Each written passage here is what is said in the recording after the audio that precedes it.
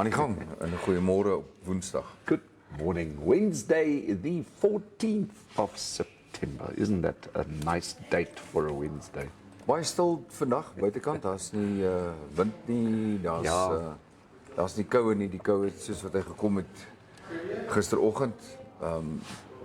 Vroegoggend gister en dan gisteroggend. Het net so verdwyn. Dit's net weg. Vanoggend is heerlik warm buitekant geweest. So is nog steeds. So baie welkom. Baie dankie vir julle wat gister ingeskakel het. Ons het 'n baie interessante gesprek gehad. Baie interessante gas wat baie werk gedoen het die afgelope tyd. So geluk ook aan Hendrik en sy span. Yes. Wat navorsing doen oor olifante. We had a very insightful program yesterday. If you have missed it, all you need to do is just go to our Facebook page, have a look at yesterday's video. Alternatively, you can go onto Infostream Namibia on YouTube and find that video. It has already been loaded.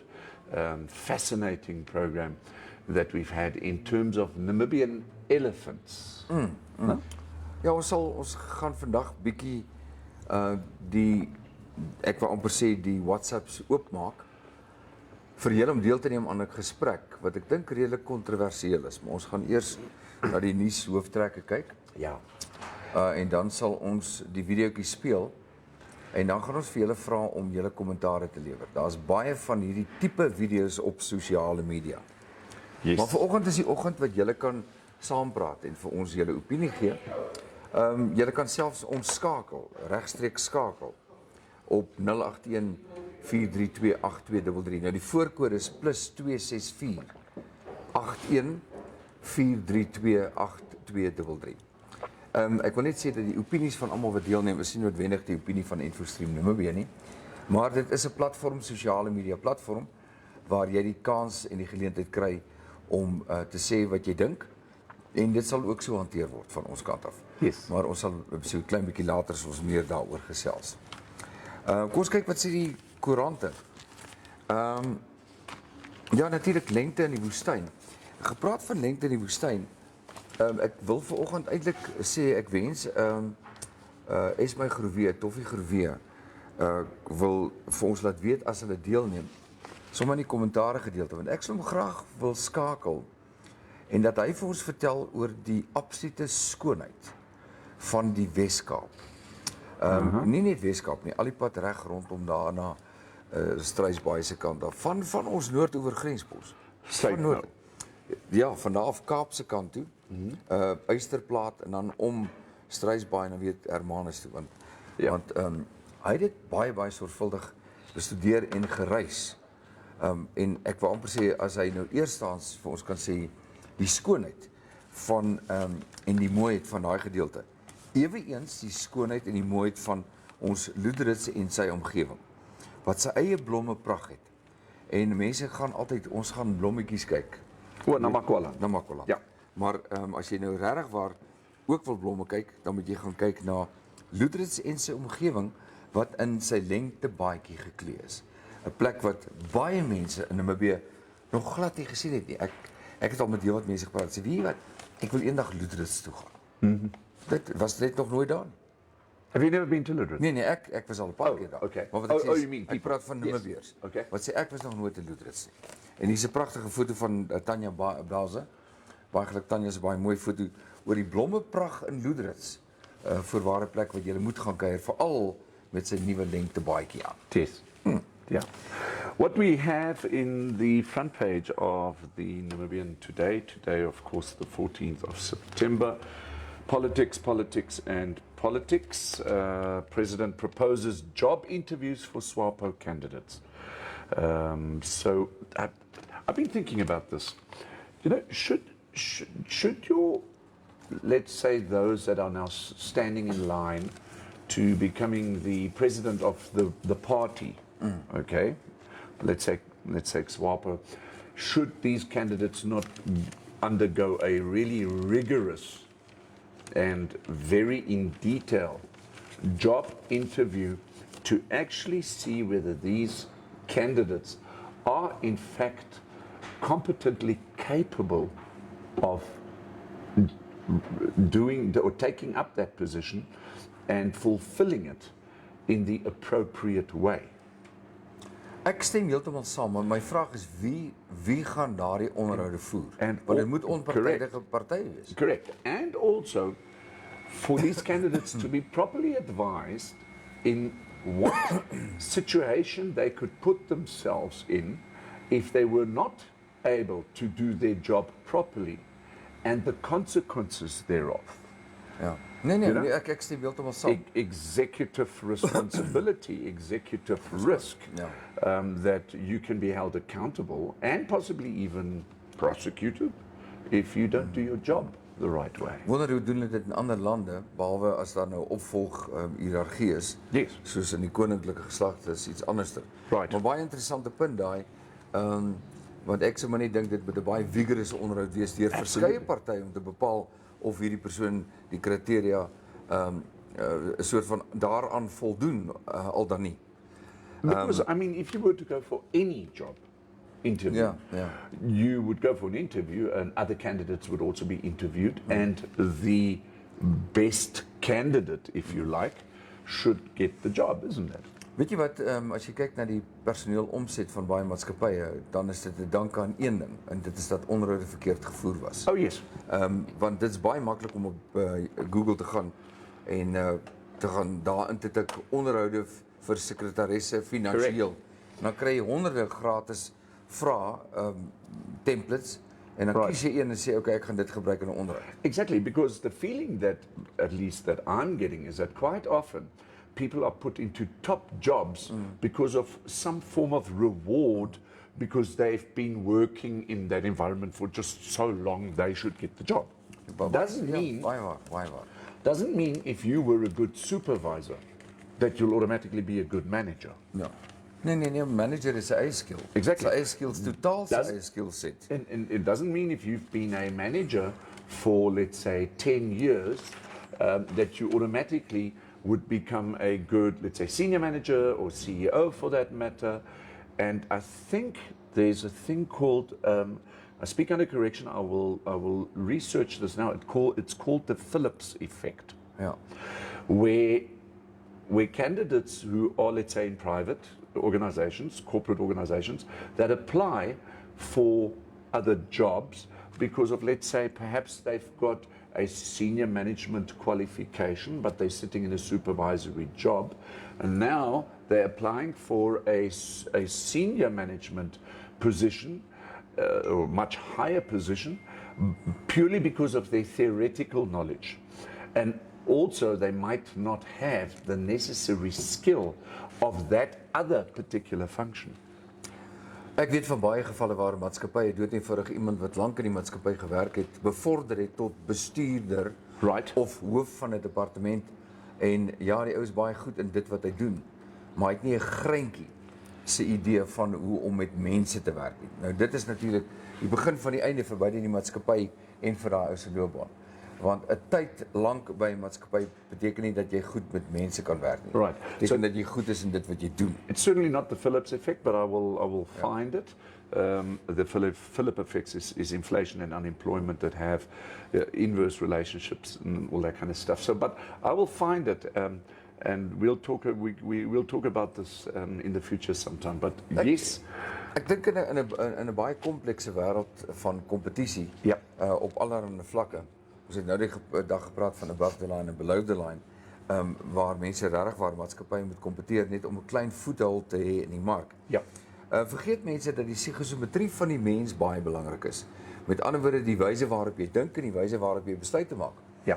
En een van daar's 'n klomp ouens wat al toetse gedoen het daaroor, en daar is toetsbatterye beskikbaar gratis op die internet wat bepaal of die persoon linkerbrein denkend is of regterbrein denkend. En dit word in kwadrante verdeel. Linkerbrein 2 kwadrante.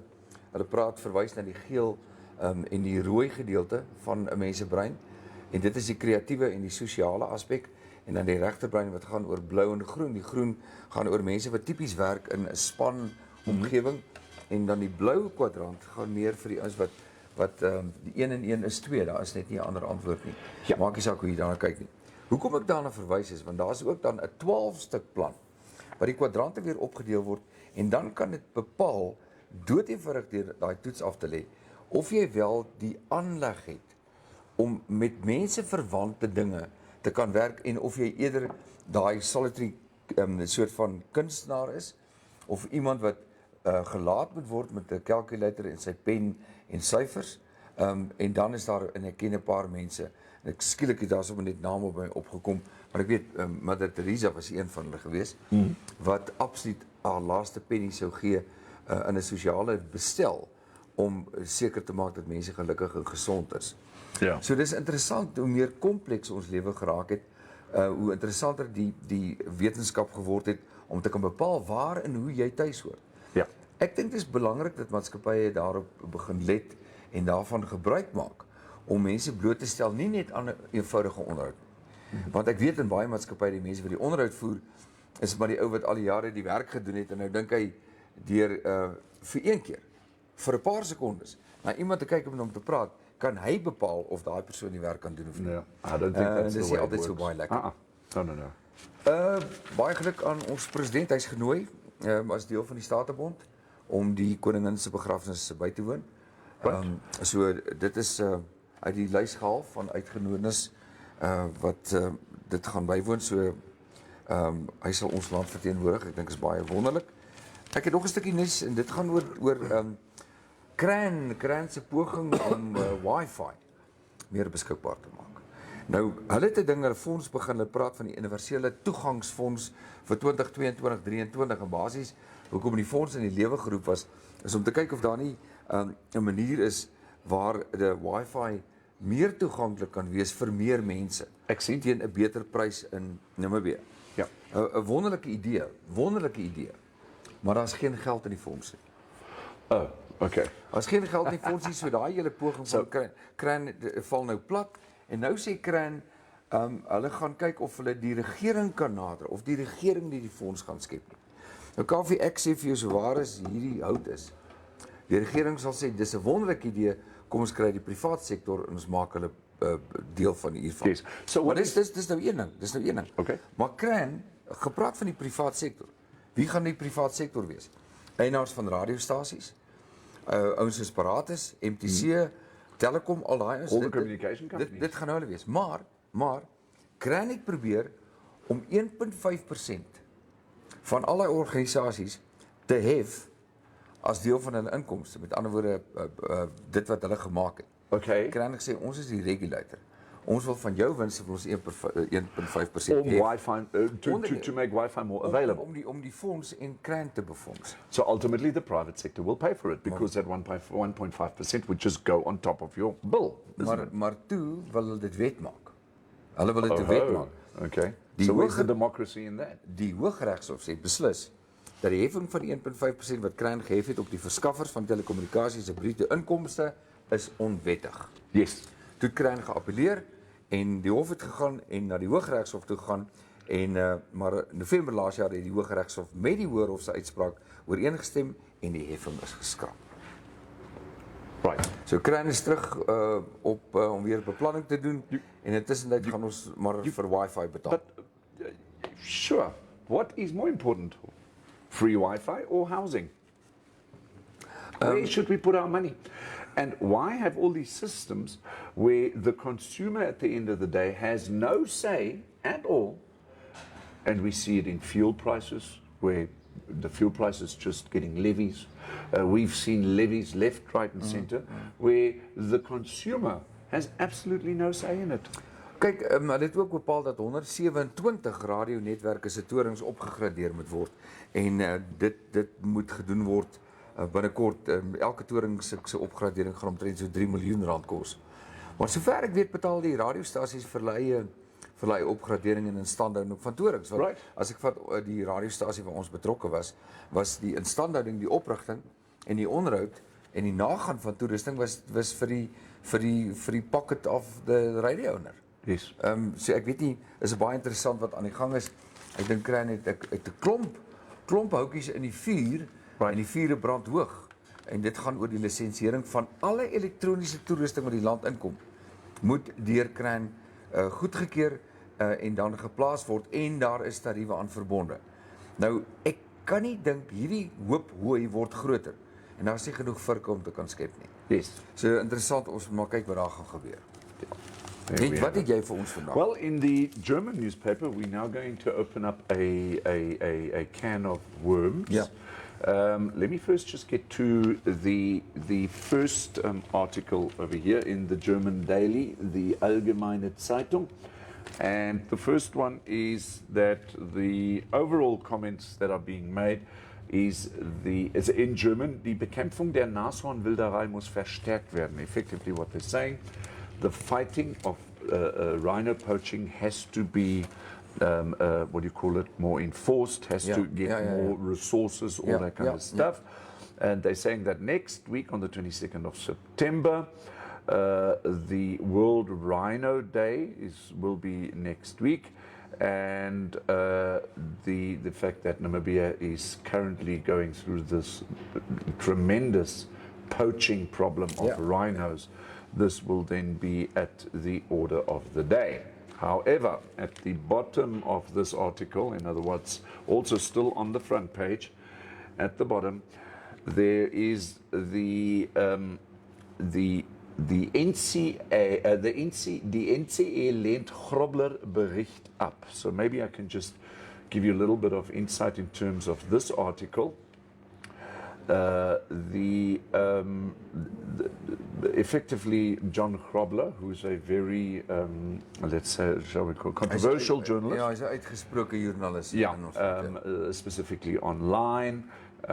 He's been very involved in terms of his opinion in terms of the export of those elephants, of which still 170 or so are available. 22 elephants have been sold off through the Ministry of Environment, Forestry and Tourism to a middleman, in other words, a middle entity, who's then was basically paid the Ministry of Environment, Forestry and Tourism and then sold these elephants off into the United Arab Emirates. So hy as agent opgetree. Yes. Namens die regering. Correct. So this is what this article is all about. And then John Grobler did place a article through to an online publication called the Daily Maverick. Yeah. And that report by John Grobler has now been controversially, or so there have been other people that have now gone and said, hang on a moment, what John Grobler has written in there is not the right way. And so there's still a lot of controversy regarding, first of all, we guess the export of Namibian elephants, and then also the process if that does happen, the process in which it occurs, which is MEFT using a middleman entity in terms of selling that off into other areas of the world. However, in my mind, it creates economy, doesn't it? It does. I think there are rules and regulations about certain species and the selling off thereof. I know there are legislation about that. Yes. It's the same with Namkuzi that's busy through a court case, but it's going to cost him a lot of money. It's going to cost about 3.5 million Namibian dollars to take the government to task and to relook the actual legislation in terms of the conservation of certain wildlife species in danger. Of wat hier gebeur het is Namkuzi sê luister, die wetgewing en daai wetgewing dateer na 1962 toe. Was daar wetgewing gewees oor die bewaring en die omgee vir diere in aanhouding veral die wat seer gekry het. Okay. Nou op hierdie stadium bevraagteken Namkuzi die regering se beleid wat dit aan betref en die regering se optrede teenoor instansies soos hulle. Okay. En hulle sê luister hierso, ons gaan die regering verplig om terug te gaan na die boeke toe, om te gaan kyk na die wetgewing rondom dit. En die Ministerie van Omgewingsake, Bosbou en Toerisme wil en sal moet begin staan dat hulle eie wette wat in die land georden is, moet volg en nie wette maak soos wat hulle aangaan nie. Sure. So Namkuzi wil hulle hof toe vat, maar daai hofsaak gaan so 3.5 miljoen Namibiese dollars kos. So Namkuzi is bereid om dit te doen. Soveel sodat hulle gesê het ons gaan geld insamel om dit te doen. En dan die stigting, dis nou Namkuzi se stigting, die uitvoerende direkteur en dis Marlies van Vuren sal in Europa wees eersdags, waar daar gekyk word na hulle praat van die Namibiese Toerisme Raad en sy gaan daar wees en hulle gaan kyk na die wet op dierebeskerming. En hulle gaan praat oor, en dis oral oor die wêreld, is daar sekere wette wat dierebeskerming aanbetref. En so hierdie ding gaan baie interessant wees, maar ek dink so belangrik want daar is organisasies onder andere Nankosi, nie die enigste nie, wat hulle beywer vir dierebeskerming. En dis natuurlik alle vlakke op alle ordeninge wat diere betref. Want wys jy net party maatskappye sê ons gaan ons woord gestand doen. En Nankosi gaan 3.5 miljoen insamel en hulle gaan die regering hof toe sleep en sê dis tyd dat jy jou hand in eie boesem steek. En jy gaan kyk na ons wetgewing. Yes. Want die laaste wat daar so iets was in 1962. And that's the problem, Dirk. We've got so many acts out there that have not been reviewed for such a long time. Die That hartseer, basically, I mean, since our independence, which was 30 years ago, 33 years ago, still got so many acts that have not been reviewed. They've just been lying there and Presies, maar presies dit. Baie van die wette staan nog oor die ou Duits Suidwes of Suid-Afrika wat die Suid-Afrikaanse regering nog destyds in die lewe geroep het en toegepas is. Ek weet byvoorbeeld dat ons paaie ordonnanswette en baie van ons behuisingswette, en ek praat van die goedkeuring of die sogenaamde health certificate wat jy moet kry wanneer jy jou huis koop, verkoop en of wanneer jy hom gebou het, is so argaïs dat ek dink die omslag van die boek waarin die wette vervat is, beteken meer as die wette binne-in. Incredible. Yeah. Talking about this home story, in the NMH publication today, the economical insert of the NMH today, it reads here an interesting thing: rent growth. Dis baie interessant. Ek wil vertel ons daai storie want hierdie ding, en nou moet julle mooi luister en julle kan saampraat hierso. Want ek vind dit baie interessant, maar ek vind die tydsberekening van hierdie artikel is briljant.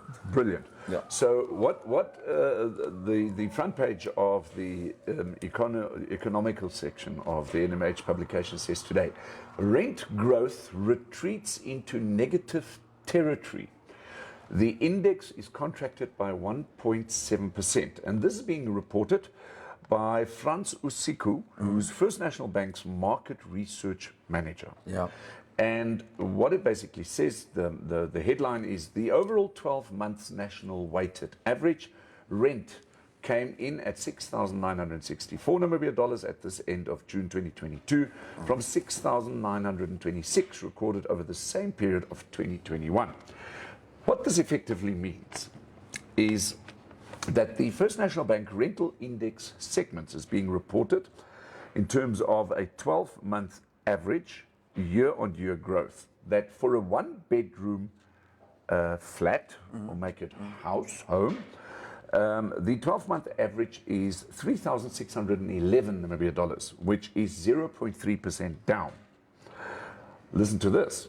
The two-bedroom 12-month average is 6,102 Namibia dollars, which is 7.7% down. As ek dit reg verstaan, sê jy nou vir my dat ons beweeg in Namibië nader aan wetgewing wat gaan bepaal dat jy 'n sekere bedrag kan vra om 'n woonstel in 'n huis te verhuur, maar jy kan nie maak soos wat jy wil nie. Rental is not regulated. Ja, ek verstaan dit. Okay. Maar so, is dit nie juist dalk een van die probleme nie? No, I think it's something completely different. I think it's supply and demand. Okay. Because I just want to close this off. That 3 bedrooms is at 9,446, which is 1.8% down. Obviously, they're also reporting that more than 3 bedrooms, we're now talking luxury homes perhaps, have gone up with 7.7%. So we all know that Namibia's got this housing problem but we're seeing, and what is being reported, that 1-bedroom flats, 2-bedroom flats, 3-bedroom flats, townhouses, the rent is going down. So the homeowners of those properties are effectively not getting the rental income they desire, because the market out there is just saying, hang on a moment, I'll find another flat at a cheaper rate. Okay. And we've been through years and years and years of rental exploitation, that is my opinion, where over years and years and years, properties have just been rented out at horrendous prices, And now, for a change, we see in Namibia where the actual tenants are saying, hang on a moment, we've had enough of you. Keep your house, keep your 1 bedroom, 2 bedroom, 3 bedroom place. We'll go look elsewhere. And if we see developments that are on the outskirts of Windhoek, Finkenstein, Omea, Elisenheim, Ja, maar dis out of nature, ja, maar dis nou high-end estates. Osonna is a low income, low cost housing. Sure. En daai plek ontwikkel, daai plek is nou al amper groter as Okahanja. Yes. Maar hoekom? Want die huise is bekostigbaar en hier is bekostigbaar. So ek betaal liewers om met my karretjie te klim en daai eentjie te ry Windhoek toe, as wat ek in Windhoek 'n woonstel of 'n plek met huur. Ja. Ek kan liewers dit daar vir dieselfde geld een koop. Dis klein en bekostigbaar, of huur en dis bekostigbaar. Ja. So daai Osonna basis. Ek sê vir jou sê, ek begin wonder of ek nie daar 1 of 2 plekkies moet koop en uitverhuur nie. In terms of investment. Investment is gesond en mense daar is. Ons gaan nou vandag daar verby ry, ek en jy. Dit is ongekend hoe groot daai plek is en hoe dit ontwikkel is. Nie Elisenheim, Finkenstein of enige van hierdie plekke kan die groei sien en wat ons daar sien. Dit is daar is die storie. Daar is die storie. Ja. Okay. So there we have it. Those were the newspapers for the day. Goed, ons gaan nog so 'n bietjie verder gesels. Vinnige advertensie. En as ons daarmee klaar is, dan gaan ons gou met Joe Nicol gesels. Die rede is dat ons het met Andre destyds gepraat oor die President's Rally. Die Fish Eagle Rally is op ons hande. Nou die begin van die nuwe maand. Ons gaan hom gou op die telefoon in die hande kry.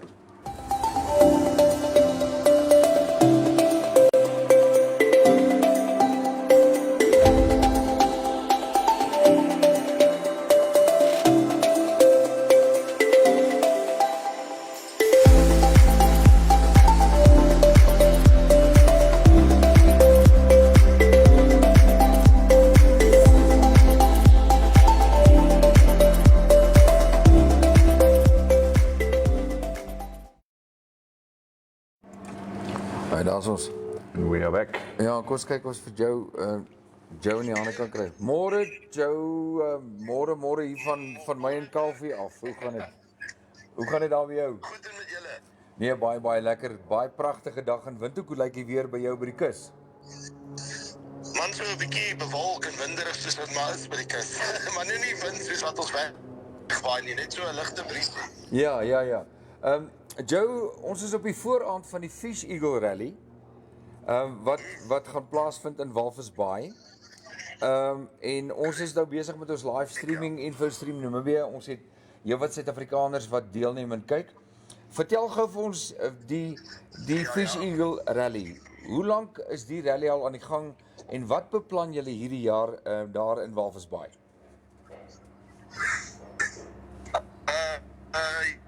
Jong, dit is die 21 jaar van die Fish Eagle, of die 21ste Fish Eagle.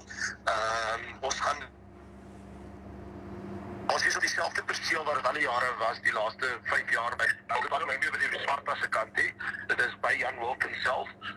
Ons het ook pinpoints op ons Max Familia blad en op die Fish Eagle blad gesit, sodat die mense kan sien presies waar dit is.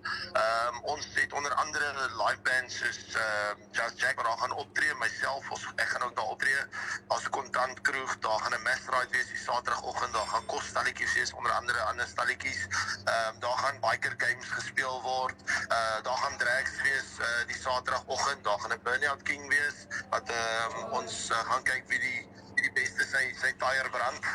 Ja. Dan gaan daar Miss Fish Eagle wees. Ons het ook vir die mense wat die weekend entries inskryf. En anderwoorde, dis ouens wat voor die tyd inskryf voor die 25ste September. Die tarief is 250 vir die naweek. Daai mense staan almal 'n kans om 'n lucky draw van 20,000 in kontant te wen. Die weekend entries, die pre-entries gaan almal in 'n boks in, dit word getrek en dan die wenner wen dan 20,000 Namibiese dollar in kontant. Baie lekker.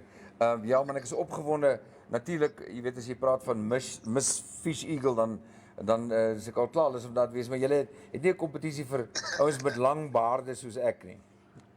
Ja, ons kan enigiets hier inwerk. Ons het 'n klomp lospryse wat ons deur die loop van die dag sommer vir die van gaan weggee. As ons sien daar's 'n paar lekker ouens met groot pense, dan kan ons meneer Boepens of meneer Sweets ook inwerk of die seksieste biker of so iets dan, maar dan mag jy nou natuurlik nie deelneem. Ek en Kaufee gaan deelneem vir die ouens met die groter mage. Ja. Ja, nee, dit is regtig. Dit is nie ook die eerste jaar wat ons as die klub Max Familia Namibia dit gaan aanbied. Ons was vroeër die Playboys geweest, maar ons het die klub afgestig en ons het toe met die Max Familia Namibia chapter oopgemaak hierso en so dis dieselfde klub, selfde mense net onder 'n ander naam. Ja, baie geluk. Ek het gesien julle kleure gaan haal in Suid-Afrika. Dit is dit was sommer 'n groot voorreg en baie dankie dat jy daai inligting met ons gedeel het. Nee, 100%, dit is alles 'n groot plesier. Goed Joe, baie dankie vir jou tyd en ons volg op sosiale media al die detail wat die Fish Eagle Rally aanbetref. 100%, baie dankie Dirk, baie dankie vir jou en Kaufee wat altyd belangstel en wat by die kus aangaan, maar ook nie net by die kus nie, maar ook onder die biking community, ons waardeer dit opreg. Baie dankie, mooi dag daar vir jou, daai toe sit. Goed, Joe Nicol, na van die kus af. Joe Nicol, our, let's say, correspondent at Walvis Bay. Joe Nicol, of course, over and above that, he's an artist, also very involved in his community, also well known throughout Namibia. So the Fish Eagle Rally. Ja. En dis die 21ste jaar viering en nou kan jy dink, 21 jaar. Dit is een van die eerste rallies wat ooit aangebied is in Namibia. En hulle hou hulle woord gestand en hulle is elke jaar word dit gehou. Hoe lyk ons kommentare vir vandag op hierdie Woensdag? Comments are coming in fast and furious. Let's just quickly go into here. Karretjies Carson sê goeiemôre vir ons, môre Karretjies. Bonjour les gars, Pierre Soden. Ek weet nou nie what that means. Bonjour is hello. Les gars. Moet seker wees julle twee aantreklike ouens. Seker so iets. Dankie Pierre. Maar Retief sê môre, lekker klein Saterdag. Jy's heeltemal reg. Ons gaan later 'n biertjie drink. Piet Spies sê goeiemôre uit 'n koel en bewolkte Bloemfontein. Dankie Pieter. En dan Joep sê en as jy politikus is enigsins denkend, okay? Dus ek neem aan dis 'n vraag. Sonja Breitschneider is ook by ons op die show. Ansie Burger sê hallo uit 'n koeie. Hallo uit 'n koue, nat, reënerige aand gehad in Walvis Bay. Baie mis. Ja, wat sy het weer sulke lekker kosfoto's gepos. O ja? Ek dink ons moet vir Ansie, soos met Joe Nicol, ons vir Ansie af en toe bel. Ja. Dat sy met ons sommer regstreeks gesels, maar dan kan ons al die vrae vra wat ons eintlik wil vra. Ja. Dan Joep Nel sê Kram moet salarisse betaal van mense wat niks doen nie, so daai geld moet mos ergens vanaf kom. Okay, dit is Joep se opinie daarso. En dan Wynand Riet sê yes, môre mooi lengte dag saam met julle. Okay.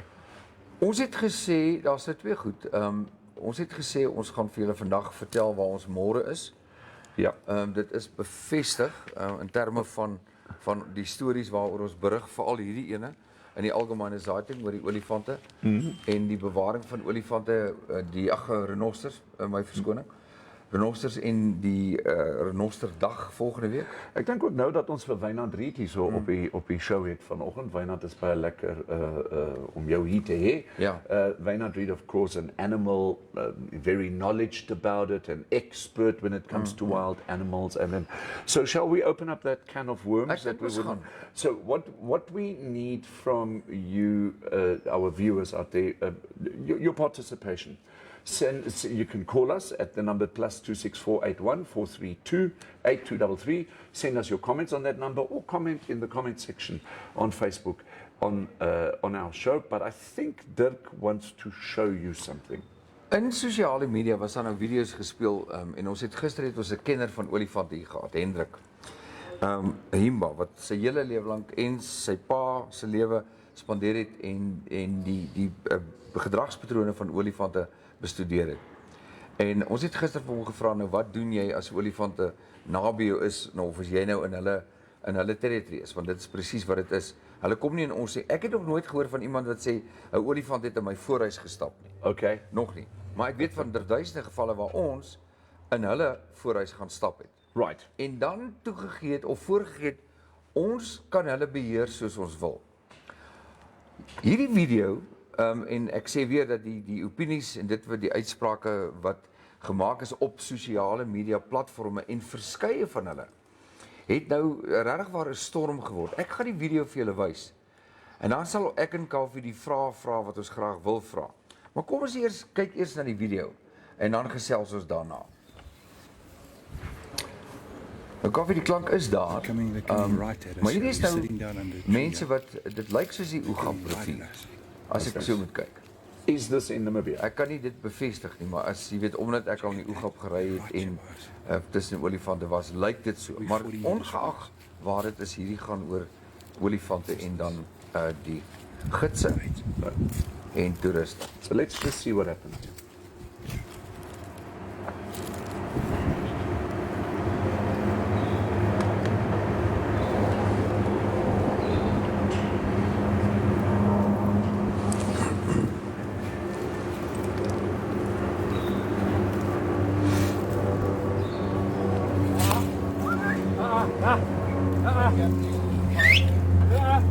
Come on. Thank you.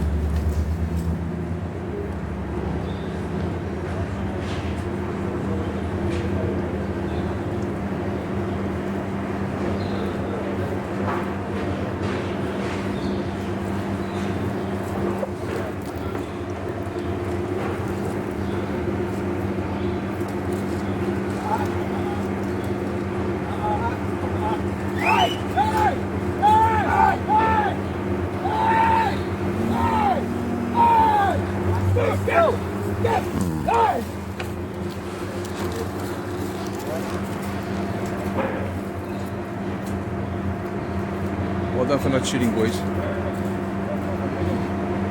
Whoa. No, this is fucking incredible.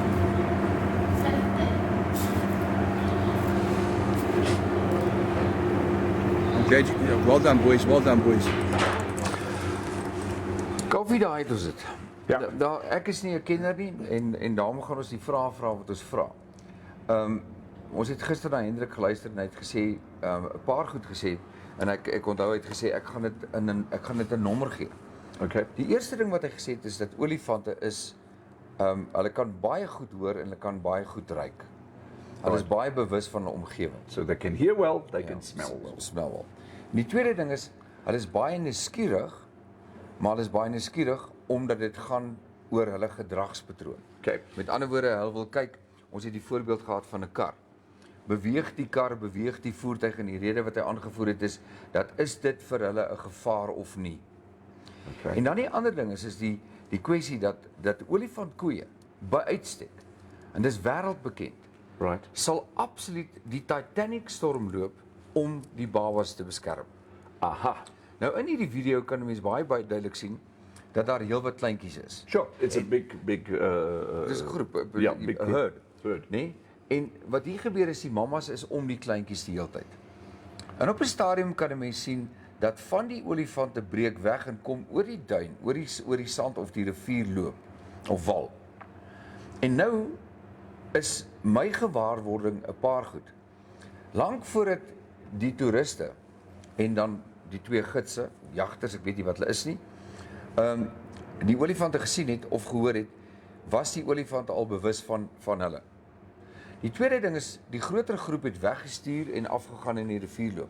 Okay. 'n Klein klompie het toe nader gekom oor die rivierwand, wal, om te kom kyk wat hier aangaan. Dis die nuuskierigheidsaspek en hulle die babas beskerm. Sure. Hier's my vraag.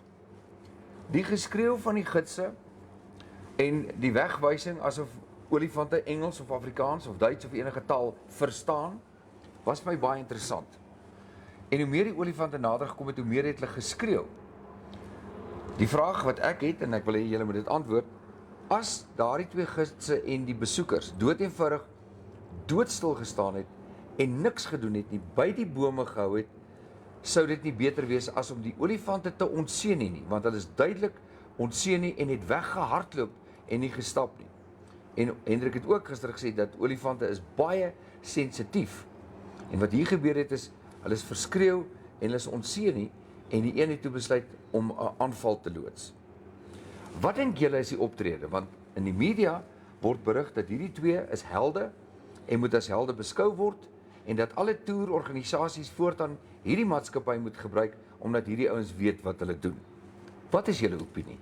Laat weet vir ons in die kommentare en of stuur vir ons WhatsApp boodskapies. Julle kan ook bel en vir ons sê wat julle dink op enige van die telefoonnommers. Ons fone lê hier by ons. Kaufee. Okay, so here comes the big question. Effectively, I think if we can summarize it in two things. An elephant charges you.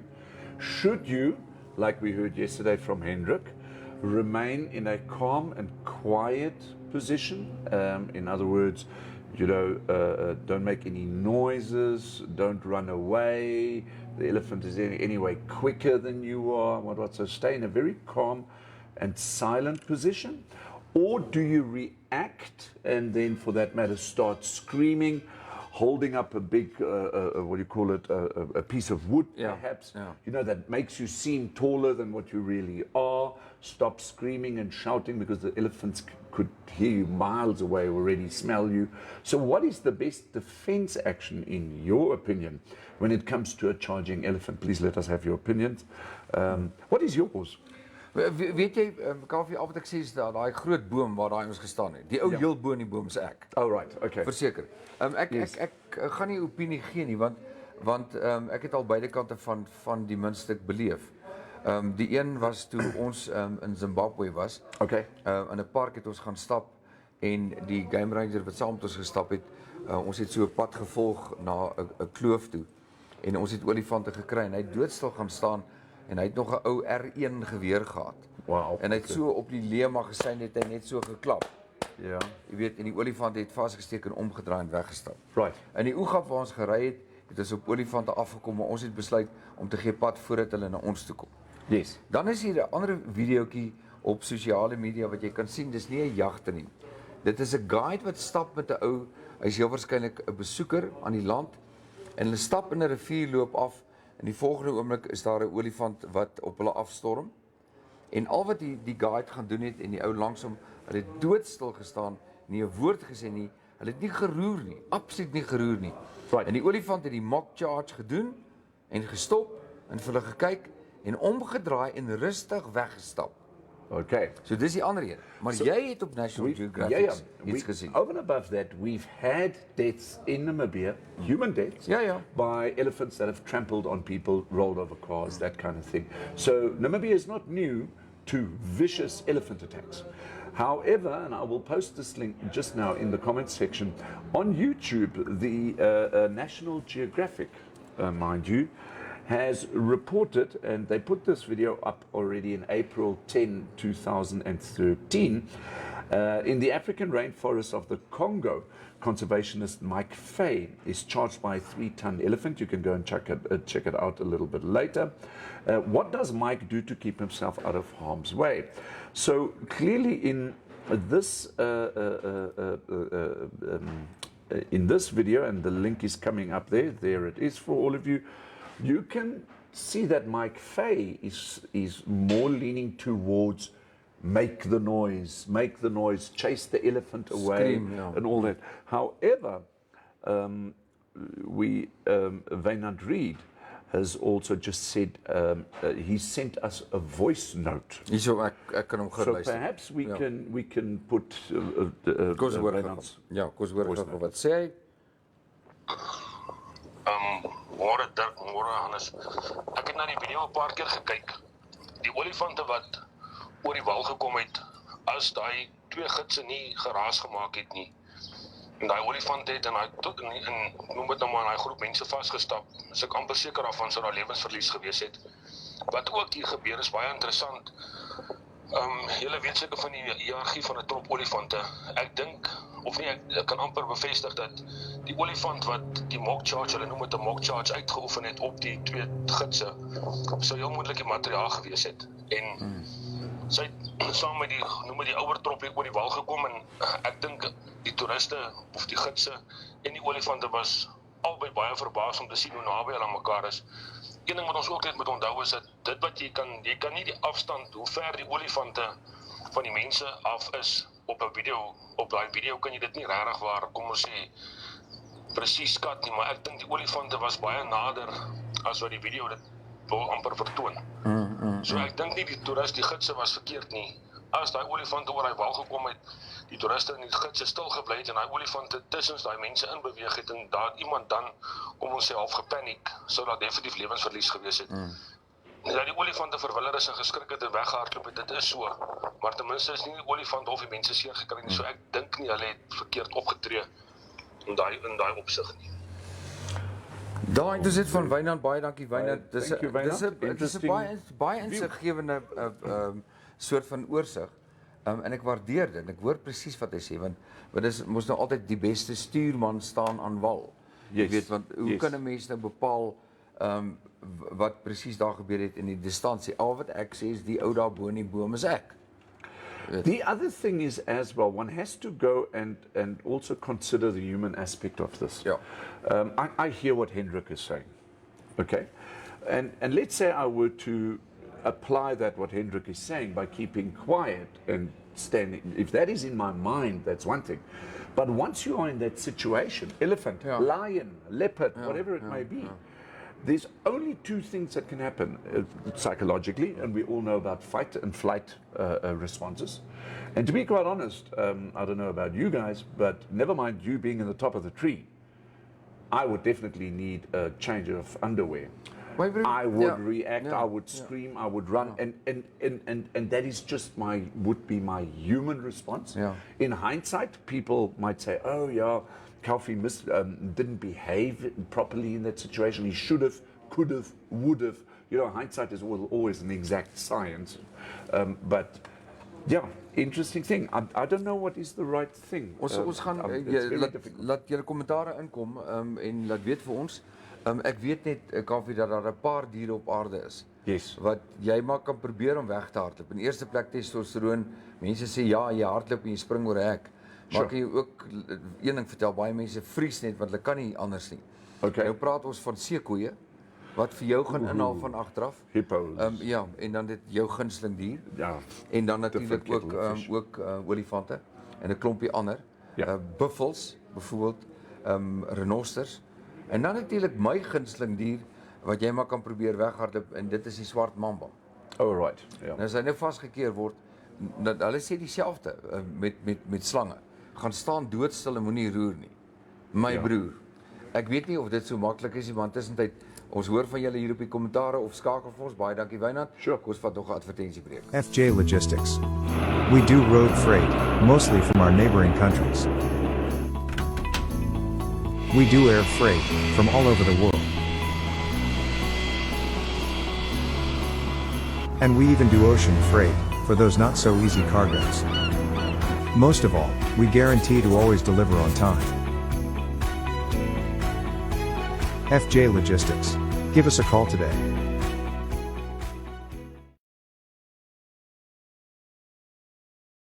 Ons weer terug. Be back. Okay, so we got another comment in here. Lizelle Kotse says, ek sou ook nie stil gebly het nie. Hardloop sal nie werk nie. Ja.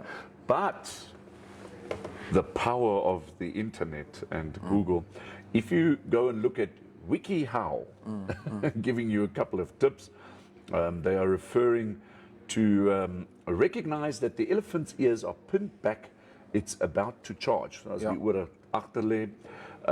Then also look at the elephant's trunk to see if it's curled inward in an attack position. See if the elephant is twitching its trunk or swinging one leg to and fro. Also try and stay wind down of the animal, but that is always not that easy. Run in a zigzag pattern if the elephant makes a real charge. I'm not too sure if that happens. Hide behind a tree.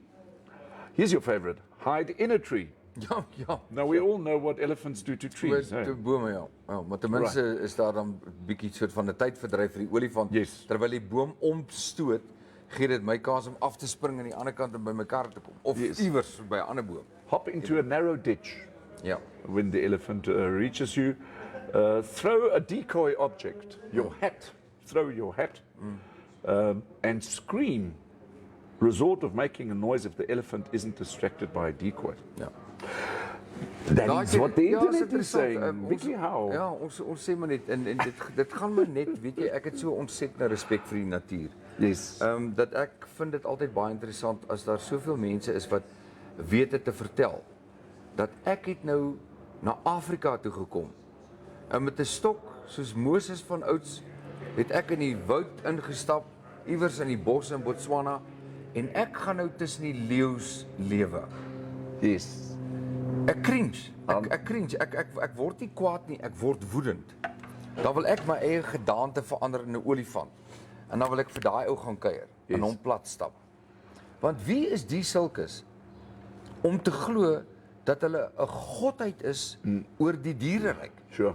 Jy weet, en dan word daar films gemaak deur internasionale filmspanne van hierdie ou wat nou tussen die diere loop met sy stok en met hulle praat. Dan praat hulle hoog Engels, né?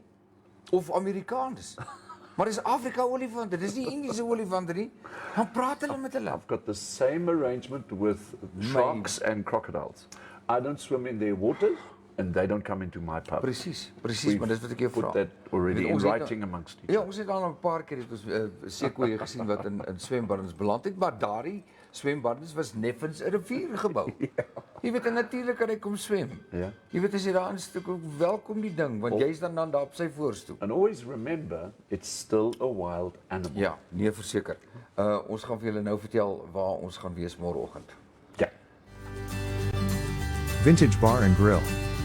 Your friendly neighborhood bar, where the food is always great and very affordable, and the drinks are always cold. We promise a good time between nightly DJ music, karaoke, live music on weekends, and even pub games.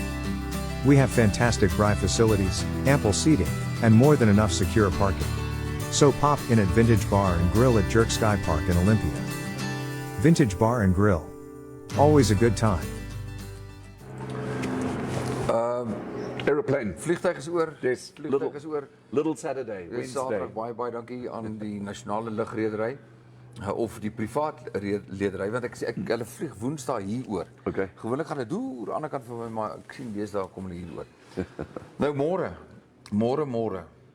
môre is ons nie hierso nie. Môre gaan julle nie hierdie sien nie. Dirk and I are going into the wild. Ons gaan ook Elephants, lions. Nee, ons gaan na die sulkes toe wat hulle self beywer om deel te wees van die natuurbewaringsprogram. Yes. Now, so what Dirk is actually saying, Infostream Namibia, we are not always just here in our studios. We are actually thriving to be at your business, in your environment, and talking about that, what it is that you do. Presies dit, en dit is 'n groot uitdaging, want ons is hierdie keer op 'n wildsplaas. Yes. 'n lodge so 110 km buitekant Windhoek. Ja. In die bos by 'n opleidingskamp waar teen stropingseenhede opgelei word. Anti-poaching training. Ja. Ons is uitgenooi om 'n bietjie te gaan kyk wat maak hulle daar. Yes. So ons gaan daar vanmiddag en vanaand saam met hulle kuier om die kampvuur.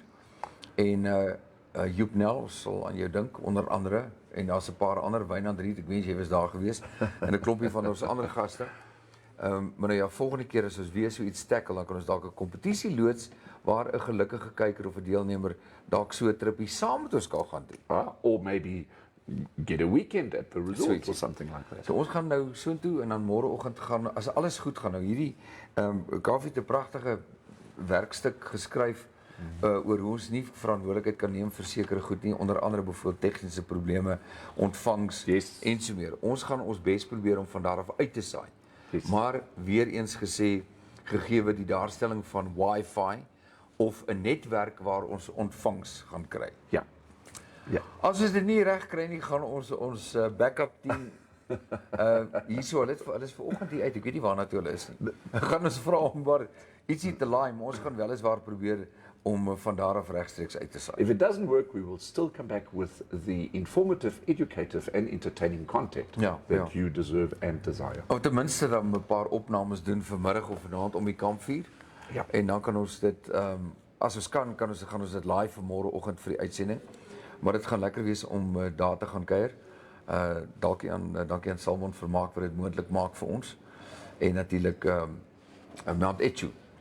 dis die plaas. En ons gaan kyk of ons ook iets van Mount Etchevery kan bring. Yes. So Kaufeee, dit is my gedeelte. Kom ons kyk nog vir ons tyd stap aan vinnig. No more comments on Facebook as yet. I don't know if you want to check our WhatsApp line just for kijk one gou-gou. last time, but effectively we've come to the end of the show. Thank you very much for joining us today here on Infostream Namibia with Dirkas and Kaufeee. And we are packing our bags, packing our bakkie, and we're off into the Namibian wild. Verseker sunset, ek wou sê.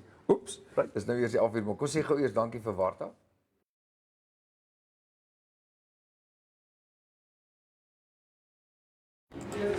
Nou ja, hierdie is nie 'n bakkie toebroodjies nie, hierdie is 'n bakkie batterye wat gelaai is wat ons saamvat. Ek gaan nou al die toerusting oplaai. Baie dankie aan Warta wat dit moontlik maak vir ons om konstante krag te hê vir ons mikrofone. Die wat ons dra en ook die wat by ons kamera is, baie dankie daaraan. Ons waardeer dit word hoog op prys gestel. Baie dankie vir ons adverteerders. Volgende week is span. Yes. Span 'n hele handvol nuwe adverteerders. Yes. Van maandag af regdeur. So ek is baie opgewonde daaroor en dan vir die mense wat na ons program kyk, vir die wat dit gaan like en share dit, julle is baie welkom. Yes. En vir die mense wat na die tyd gaan kuier. Ek weet van 'n paar mense, die nuwe kykers, gaan deel dit met julle vriende. Maak seker dat julle deelneem aan ons gesprekke. Selfs ouens wat nie Facebook het nie. Soos ou Van hulle reageer hier op ons WhatsApp. Rian, dis Sir Olivier, hy het gisterand vir my 'n boodskapie gestuur. Toe betwis hy nou eers en betwyfel my ouderdom. Ek sê. Sê ek vir hom, I'm 36 en dis dit en al daai 36. Kaufeee, dit is van my kant af eers al vir vandag. Yeah, my last message to you is stay safe and stay clear of all those elephants. Ja, okay. Daai is dit, baie dankie, cheers.